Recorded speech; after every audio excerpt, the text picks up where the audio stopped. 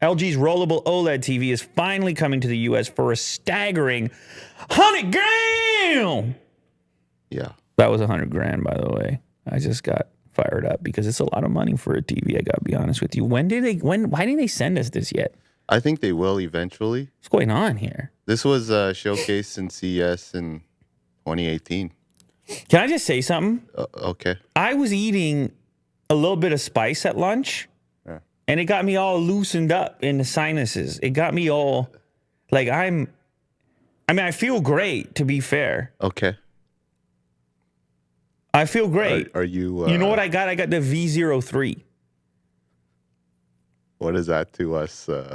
I got regular humans. I got the V03, which it gives you get the noodle, the very delicate noodle is in there, and the salad is in there, and it has you had the one spring roll. You know the one I'm talking about? Yeah. Yeah, and then they give you the hot sauce on the side, and you can mix in as much as you want. I dumped the whole thing. Is it sriracha or is it It was like a mixture. It's like sriracha, but then it also had chili flakes in it. Oh, is it chili paste? I don't know what it was. I was feeling great. Sounds delicious. I don't know what it was. I was feeling great. Now I feel alive right now because of it. Great. And if you combine that feeling that I had, you combine that dish that I had with this TV right here, and now you got yourself an afternoon, don't you? Yeah. This thing looks great. Yes, I remember CES. I want to look at it since it's so cool, man. You know what? Here's something I feel like I never mentioned. I had a TV when I was young, which was a rear projection TV. It was enormous, and I'm talking young. I'm talking I was probably 5-6 years old. Okay. And it was a gift to my parents, and it was an enormous cabinet. Giant wooden cabinet with a motor in it that raised up the rear projection TV. Have you ever seen this before? No, I haven't. It was like this, but 10,000 pounds. Was it like a Panasonic? Many people died moving that thing into the room, and it took up the whole room. Solid oak. It wasn't even a big room, man. I'm telling you, it was this huge cabinet, and you had to sit right in front of it. I don't know who gave it to them, but I guess it was cutting edge for the time. But now you see where we are. I mean, OLED caliber, and it comes up from the cabinet. It's out the way when you don't want it. Uh-huh. I get excited about these things. Mm-hmm.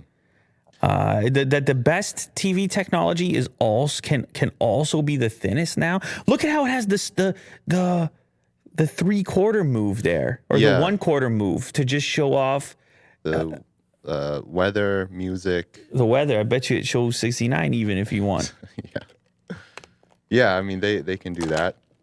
$100,000. Well, man, would you? Listen. Come on here. Why do they show so many? No one needs $100,000 TV. It's just not necessary, obviously. But there's dumber things to spend $100,000 on. I'll tell you that right now, having had experience with that.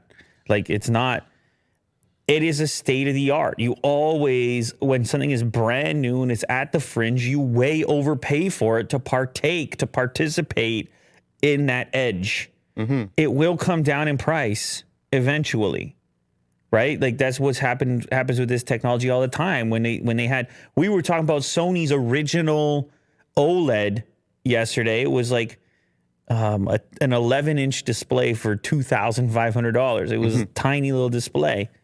So it takes time, man. You need the early adopters. For everybody who's angry, who says, screw off to the person who can pay for it, it's those initial high margin sales that end up funding the future of those technologies. This is like a tentpole product. Exactly. Or they could have like sub products underneath. They'll figure it out. They're calling it the OLED R. Yes. They brought out the letter R, which is a no-joke letter as far as like versions are. Oh, Apple. It was a joke to Apple, kind of. Usually it's a no-joke letter when it comes to like cars and whatnot. You put the R as like racing. Yeah, like a type R. Yeah, you get into the type R type stuff. Mm-hmm. But this also has like the latest specs too. Dolby Vision, 120 hertz 4K gaming. Yeah. Variable refresh rate, low latency, HDMI 2.1, all that stuff. It's got to have that. I mean, what are we doing here? Uh-huh. You got to have those. Those are a no-brainer. But plus, LG has all those features on its far more affordable TVs, so it would really be dumb for their $100,000 TV if it didn't have it. Mm-hmm. The other thing I'm curious about is, since it all rolls up in there, how much space is left over for sound? Because I can imagine some pretty decent sound out of a cabinet like that. Mm-hmm. And then the question is, okay, when it's rolled up, it's obviously taking up some space. Do we still have some nice audio equipment? Yeah, hopefully we'll find out soon when it Teaser. rolls into the studio. Rolls in and then rolls out. Mm-hmm. Teaser. Yeah. Willie do. Yeah.